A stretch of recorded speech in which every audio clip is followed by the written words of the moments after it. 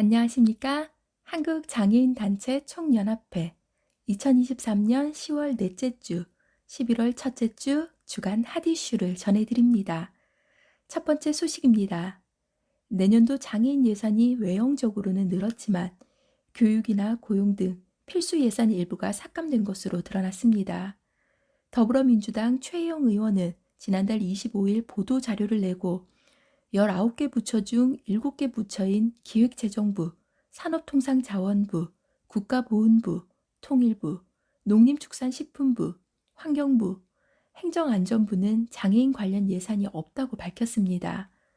전 부처를 상대로 부처 장애인 예산을 조사한 최혜영 의원실에 따르면 장애인 관련 예산이 아예 없는 부처들을 제외한 12개 부처의 예산을 종합하면 내년도 장애인 예산으로 6조 4,201억 원이 배정됐으며 이는 올해 예산 5조 8,921억 원 대비 9%인 5,280억 원가량 늘었다는 것입니다. 하지만 세부 사업 단위로 살펴보면 일부는 감액돼 전년 대비 899억 6,600만 원이 삭감됐다고 주장했습니다.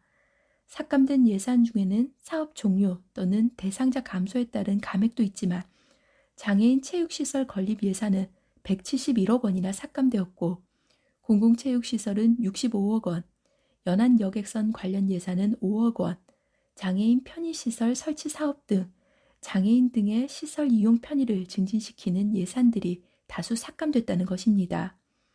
이와 관련해 최 의원은 윤석열 정부는 약자 복지를 주장하지만 막상 살펴보면 장애인의 일상생활과 직결된 교육, 노동, 복지 등의 분야에서 관련 예산이 삭감됐다며 예산 증가도 중요하지만 예산의 질적 개선 없이는 장애인 당사자의 삶을 개선할 수 없다며 국정감사 이후 내년도 예산 심사에서 이를 꼼꼼히 살펴볼 것이라고 밝혔습니다. 10월 25일 더 인디고 기사입니다. 두 번째 소식입니다. 보건복지부가 2024년 장애인 일자리 사업 신청자를 11월, 12월 두 달간 모집한다고 밝혔습니다. 복지부는 지난달 30일 로얄 호텔에서 2024년 장애인 일자리 사업 설명회를 열고 지방자치단체별로 모집 시기는 다를 수 있지만 11월, 12월 중에 일자리 참여자를 모집하게 될 것이라고 설명했습니다.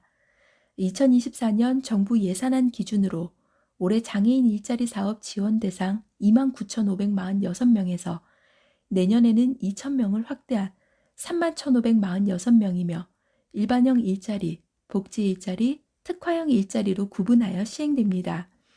일반형 일자리는 행정복지센터, 행정도우미 등으로 근무하는 일자리로 전일제 또는 시간제로 월급여는 전일제는 206만 원, 시간제는 103만 원입니다. 모집 인원은 11,615명입니다. 복지 일자리는 사무보조, 환경도우미, D&D 케어 등 총 45종의 직무 유형 중에서 적합한 유형을 선택해 장애인 복지관 등에서 월 56시간 근무하는 일자리로 월급여는 55만 원이며 모집 인원은 17,294명입니다. 특화형 일자리는 경로당 등에서 순회 파견될 안마사 1,360명과 요양원 등에서 요양보호사의 업무를 보조하는 발달장애가 있는 요양보호사 보조 1,277명을 모집합니다. 이들의 월 급여는 129만 원입니다. 장애인 일자리 참여를 원하는 경우 지방자치단체별 행정복지센터나 장애인 복지관 등 가까운 장애인 일자리 사업 수행기관에 방문해 신청할 수 있습니다. 참여자 선정은 소득 수준, 장애 정도, 참여 경력 등 선발 기준 및 면접을 거쳐 고득점자 순으로 선발하고 최종 선발 여부는 접수한 기관을 통해 개별 통보하며 선발자는 2024년 1월 1일부터 12월 31일까지 참여하게 됩니다.